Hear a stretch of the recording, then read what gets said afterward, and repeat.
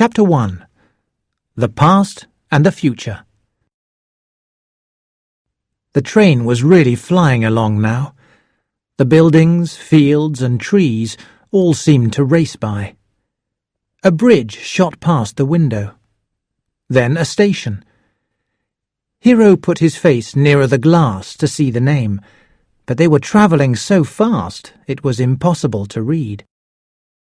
Hiro wondered if they were travelling faster than the Shinkansen, the world-famous bullet train of Japan. He looked up at the small screen above the door, which showed the speed. 294 kilometres per hour. He watched the numbers as they slowly increased. 296. 298. All of a sudden, they were there. 301 kph. Well, that was something exciting to tell. And then it hit him all over again. Yes, but who would he tell? If it had been a month ago, even 2 weeks, he would have sent Akiko a text. But since their breakup, she didn't want to hear from him. "Don't send me any messages because I won't reply," she had told him angrily. "If you'd rather have a photo of Yuki than me on your phone, that's fine. Just don't expect me to be your girlfriend anymore." Hiro looked sadly out of the window again. Where were they? He knew they'd left Belgium and were in Germany now, because he'd seen a sign just before the last station. But what city came next? Was it Köln? In Köln, Hiro had to change trains. He wondered if he should ask the middle-aged woman sitting opposite. But just when he had decided not to, the train flew past a village, and the woman suddenly spoke to him in English. "Ha!" she said. "There's my village. I'll be home in an hour. It's only 10 minutes to Köln." Hiro smiled politely. The woman was a little bossy-looking and never seemed to sit still. "But you are a long way from home," she went on. "Are you Japanese?" Hiro nodded.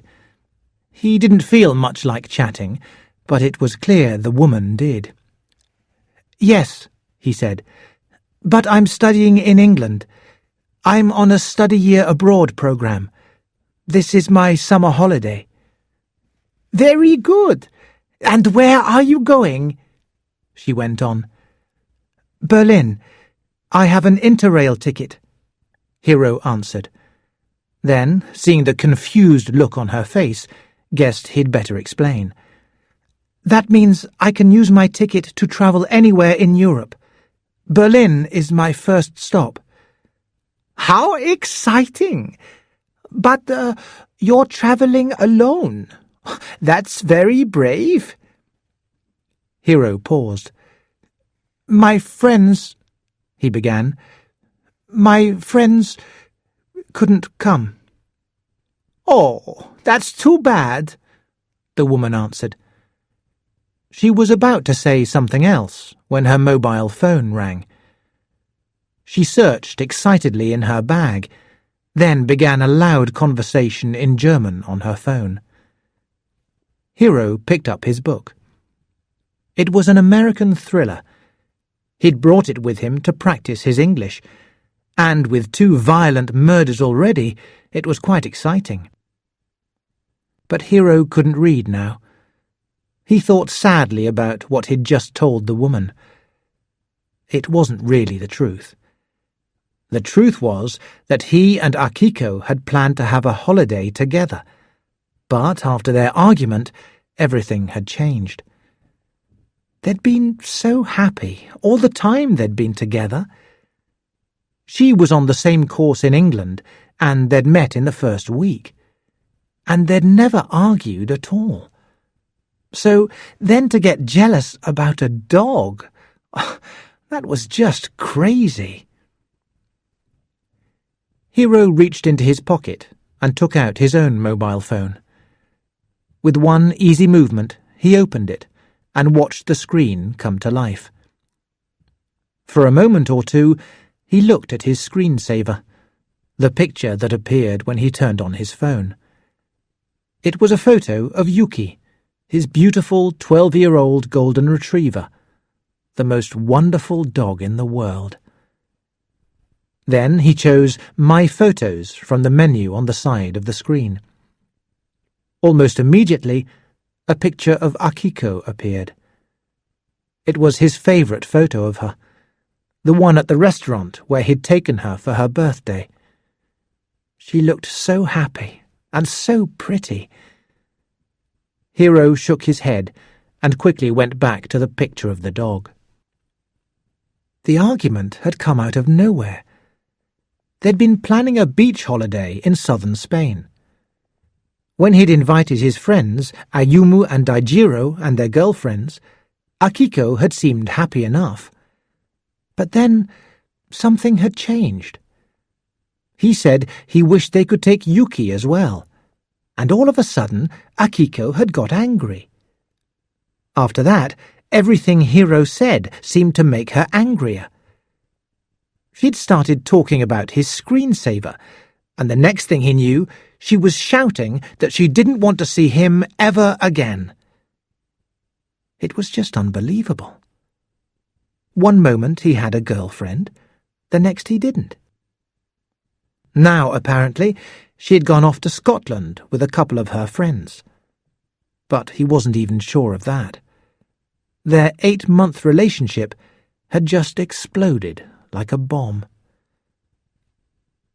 All of a sudden, Hiro realized a tear was running down his cheek. Angrily, he brushed it away. The woman opposite was still talking loudly into her phone, so she hadn't seen the tear. But this was no way for a 20-year-old Japanese man to behave. Hurriedly, he got out his Interrail map and pretended to study it closely. He'd left London that morning very early and taken the Eurostar to Brussels in Belgium. From there, he'd caught this train going to Köln, and in Köln, he would get the train to Berlin. But where would he go after that? Prague, the capital of the Czech Republic, was only 5 hours by train from Berlin. Then he could go to Vienna, maybe. If there was time, he might even get to Budapest. How many new countries would he visit this trip? If he went to all those cities, it would make 5. Hiro began to feel more cheerful. He sat up and looked out of the window again at the countryside flying past. It seemed different and new all of a sudden. Yes, Hiro thought, I will have an exciting and adventurous holiday. I'm not going to be sad. From this moment, Akiko is part of history. No more looking back. I will only look forward from now on.